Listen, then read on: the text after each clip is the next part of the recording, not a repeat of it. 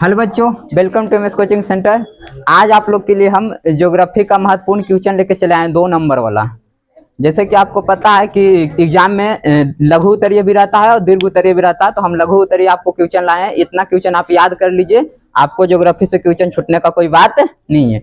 देखिए, हमारा सबसे पहला क्वेश्चन है ज्योग्राफी। हमारा सब्जेक्ट हो गया भूगोल, इंग्लिश में कहा जाता है क्या? ज्योग्राफी। दो अंक वाला प्रश्न। देखिए, हमारा पहला क्वेश्चन है ज्योग्राफी का कि संसाधन किसे कहते हैं। ये देखिए, हम सबसे पहले क्वेश्चन लिख कर लाए हैं। ये जो 15 क्वेश्चन है, 15 इंपॉर्टेंट क्वेश्चन है। अगर इस क्वेश्चन को आपको जानकारी होगा तो इसको आंसर लिख लीजिएगा, और न तो फिर हम आंसर आपको लिख कर लाएंगे। ये 15 क्वेश्चनों का आंसर हम लिख कर लाएंगे बोर्ड पर, वो वीडियो को भी देख लीजिएगा। आप ध्यान से देखिए सभी क्वेश्चनों को। पहला क्वेश्चन है कि संसाधन किसे कहते हैं। ये बड़ा इंपॉर्टेंट क्वेश्चन है, फर्स्ट चैप्टर से क्वेश्चन है, संसाधन किसे कहते हैं। दूसरा क्वेश्चन है, आप लोग पढ़े होंगे तो संसाधन का परिभाषा आप लोग को अच्छे तरीके से आता होगा, क्योंकि ये 9th में भी था, 8 में भी था, सभी क्लासों में था। दूसरा क्वेश्चन है कि जलोढ़ मृदा के विस्तार वाले राज्यों का नाम लिखे।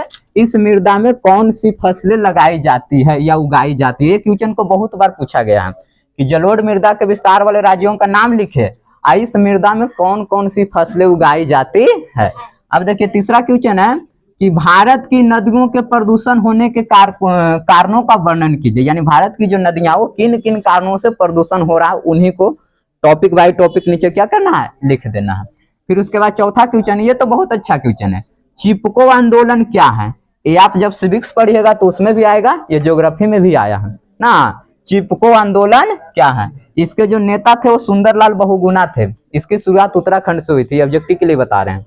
अब क्वेश्चन क्या है, 5वां क्वेश्चन है हमारा कि झारखंड के मुख्य लौह इस्पात जिलों का नाम लिखे। यानी झारखंड के वैसे वैसे जिलों का नाम लिखना है जहां पर लौह इस्पात फैक्ट्री लगा हुआ है।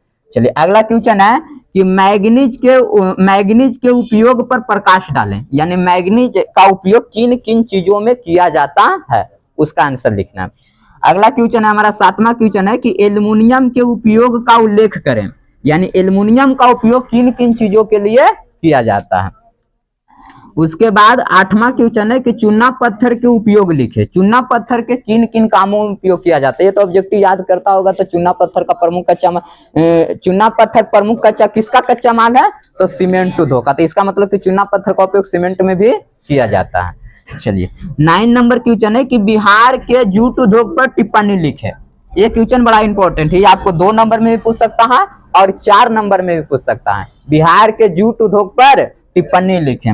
उसके बाद 10 नंबर क्वेश्चन है कि कपास के उत्पादन में महाराष्ट्र क्यों प्रसिद्ध है। कपास के उत्पादन में महाराष्ट्र क्यों प्रसिद्ध है, ये क्वेश्चन है। उसके बाद 11 नंबर क्वेश्चन है कि जमालपुर में किस चीज का वर्कशॉप है और क्यों प्रसिद्ध है। अगर वर्कशॉप किसी चीज का है तो फिर क्यों प्रसिद्ध है।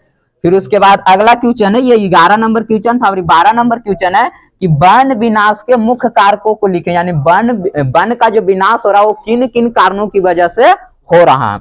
उसके बाद अगला क्वेश्चन है कि नदी घाटी परियोजनाओं के मुख्य उद्देश्यों को लिखें। यानी नदी घाटी परियोजनाओं का मुख्य उद्देश्य क्या होता है, तो लोगों को लाभ पहुंचाना होता है। वो किन किन चीजों के जरिए या कौन कौन सी चीजों की सहायता से लोगों को लाभ पहुंचाता है, वही को क्या करना है, लिखना है। उसके बाद देखिए, इधर 14 नंबर क्वेश्चन इधर नहीं हट रहा था तो हम इधर लिख लिए। 14 नंबर क्वेश्चन है कि बिहार के प्रमुख हवाई अड्डों का नाम लिखें। बिहार में जितने सारे प्रमुख हवाई अड्डे हैं उनका क्या करना है, नाम लिखना। कभी कभी ये भी पूछ देता है कि बिहार के प्रमुख हवाई अड्डों का नाम लिखे और वह कहाँ स्थित है, ये भी नाम बताना है। चलिए, उसके बाद ये 14 हो गया। 15 नंबर क्वेश्चन है कि भारत के 3 राष्ट्रीय उद्यानों का नाम लिखे। भारत में बहुत सारे राष्ट्रीय उद्यान है, इसमें से मात्र आपको कितने राष्ट्रीय उद्यानों का नाम लिखना है, तो 3 राष्ट्रीय उद्यानों का नाम लिखना है। ये जो पूरे किताब का निचोड़ था, ये मात्र 15 प्रश्न। ये 15 प्रश्न आप लोग किसी ना किसी तरीके से कर लीजिए, एग्जाम में इसी के अंदर से आएगा। ये लघु उत्तरीय प्रश्न है। कुछ मतलब अगली वीडियो बनाएंगे उसमें आपको हम दीर्घ उत्तरीय लाएंगे, वो दीर्घ उत्तरीय को आप लोग देख लीजिएगा। अगर चाहते हैं कि इसका आंसर भी मिले तो हम दूसरे वीडियो में इसका आंसर लिख कर लाएंगे। तो थैंक्स फॉर वॉचिंग, बने रहिए एमएस कोचिंग के साथ।